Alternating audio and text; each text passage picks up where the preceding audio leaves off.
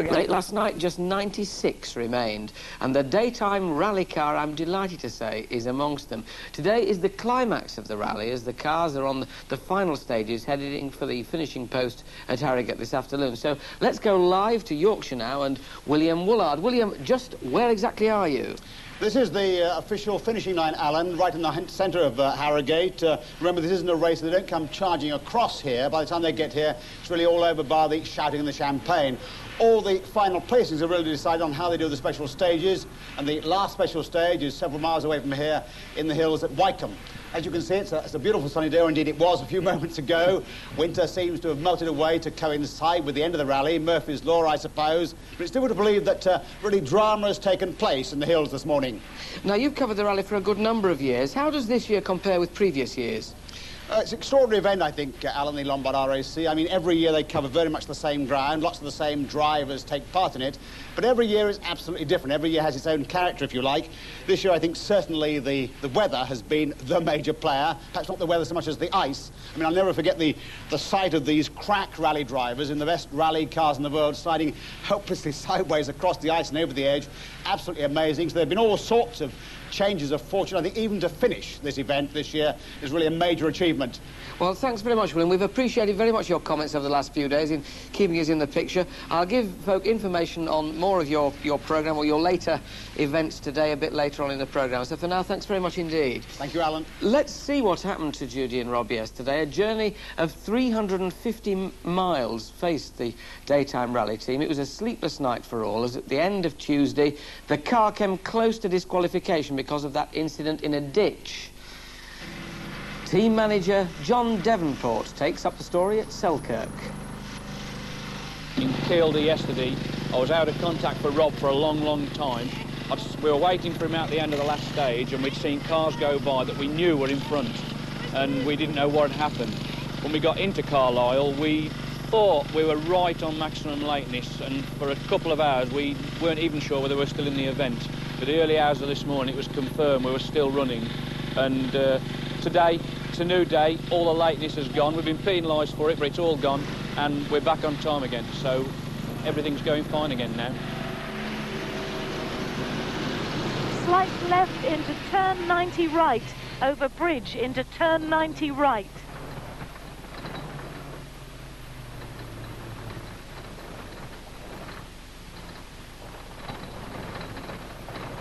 Turn 45 right.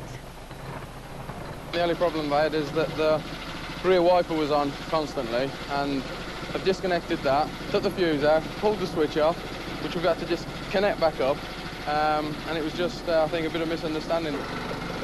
All that panic about the windscreen wipers, I had a switch on my side that was on. I didn't know. Oh, it's okay. What is this, coffee, chocolate, oxo? Yeah, beef and tomato, I think. It's not, things are not as bad as we thought. We've heard from Harrogate. Yeah. You didn't actually go into road penalties last night. Great. We think you're about 18 minutes, so that's all on penalised. So things are not really as bad as we thought, and it's a new day today. Oh, And lovely. It's even quite warm. Great. I just want to say hello to me mama, who's out there. She's in hospital. Hurry up, Mum. Get home, put the soup on. And yes, I know the hat looks silly, but it's very cold. Bye.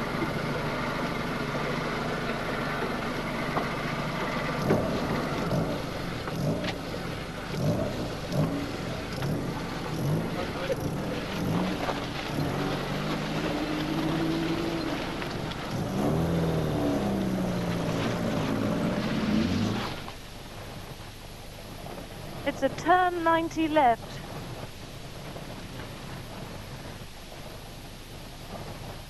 ...200 yards, turn hairpin right.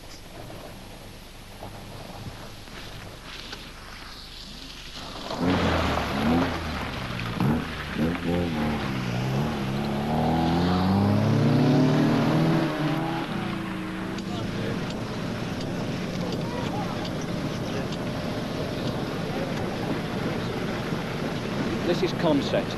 It's a major service. We have 21 minutes. They clock into the service, they clock out. 21 minutes, we've got to completely rebuild the car, do everything we need to, ready for the Yorkshire forests. We've finished the major part. There is no more service till after the start tomorrow, and it's actually got light. 21 minutes the way these guys are working, they could almost change a body shell now. Rob had a puncture in the last stage. They've got to check all the front suspension, offside, and the drives. And he lost about a minute, but he's still going fine. Hello. Hello. What's your name? Andrew Dixon. Andrew. Andrew, come here, you daft thing. Come here, Andrew. Andrew, I'm going to write it down. Ah! Oh, that's better. We had a little bit of an off in one stage where we came round the corner and we tried to go onto the straight, and it didn't want to go onto the straight, just dragged us left off into the ditch. And it was only purely momentum that kept us going, and Judi was just about to get out and the car suddenly decided it was going to grip and jump back on the track. Well done. I think Judi Spiers is going to bed. Thanks, Judi. Bravo. He was not using the idea of the community to have the restart arrangements in time.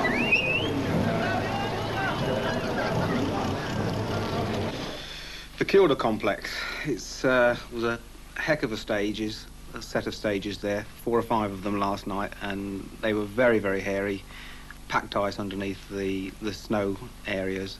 We didn't pick the right tyres either for last night's episode, and we came to grief on one corner.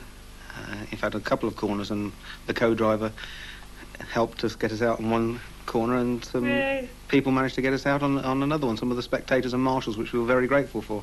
And can I just say that this man was under enormous pressure yesterday, not just to do the race, but to do a television performance as well, and knowing that he's got the responsibility for me, and that if he'd have come out yesterday, he felt he would have let everybody down because the rally would have been over. So he's driving under an enormous strain.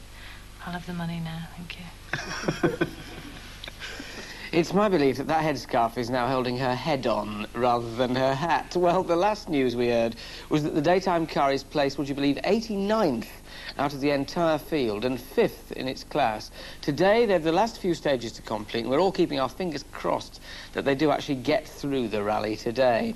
Now, let's look at the sort of terrain that Judi and Rob face in the closing stages. Live pictures here from Wycombe, just northeast of York, with drivers at the top of the field. This is, in fact, Timo Salamen, world champion in 1985, car number 4, and he won the RAC Lombard Rally in 1986. And he's driving a Peugeot. It's a very fast stage, this. Good surface for the first 100 yards to get started in, but then it gets rather more difficult.